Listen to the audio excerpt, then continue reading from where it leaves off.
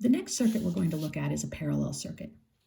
So again, since I've got circuits underneath here, I'm going to bend the paper back so I have a nice flat surface to work on. Okay, now this one is parallel. It's the different type of circuit where each light is on its own loop. So I'm going to start by putting copper down the gray area again. And I did notice that I put some of the pluses right on the gray area. So if you want, you can actually move and rewrite the pluses and the negatives a little out further from the gray area. Okay, I'm going to take another piece of tape here. And I'm going to put it down this side. Remember, anytime though that you overlap the tape, make sure it's got a good overlap. This one I didn't have to, but say I had two shorter pieces, I'd have to overlap it. I'm going to smooth everything down. Now this one is going to ask for 3 LEDs. And I'm going to go with my yellows or reds, but right now I've got some yellows. Again, because they use less power, less electricity.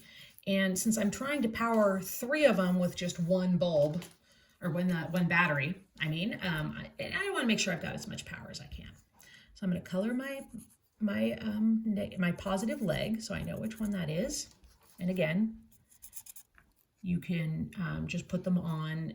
It just helps to troubleshoot if you have this. If you don't worry about it.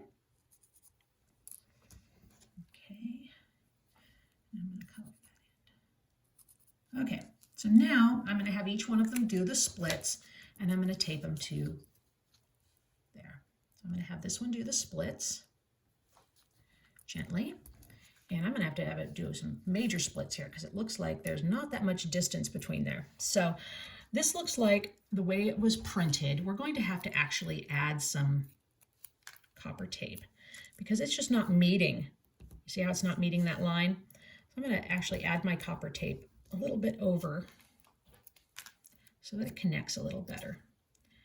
This is just a problem with the way it was copied. We want to make sure we've got some nice smooth connections here. Same thing for each one of these. So we're going to finish putting them on.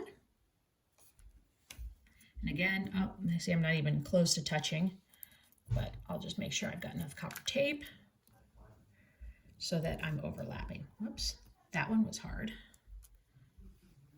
Okay, so let's get that overlapping there. Okay, let's overlap that one. And let's overlap that one. Okay, good overlaps. Then we'll do our third one here.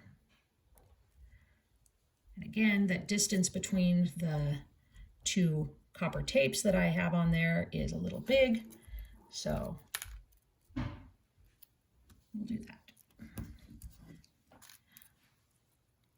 Okay. Now, let's put down our battery. And I don't think one battery is going to work for this. Hey, actually it did. Good. That means I did everything right and did it well.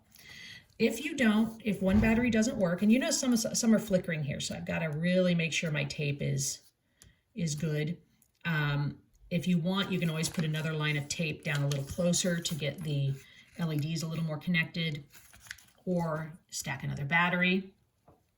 Now, say 1 or 2 light up and the third doesn't. Flip your batteries over, see if you put them in backwards, okay?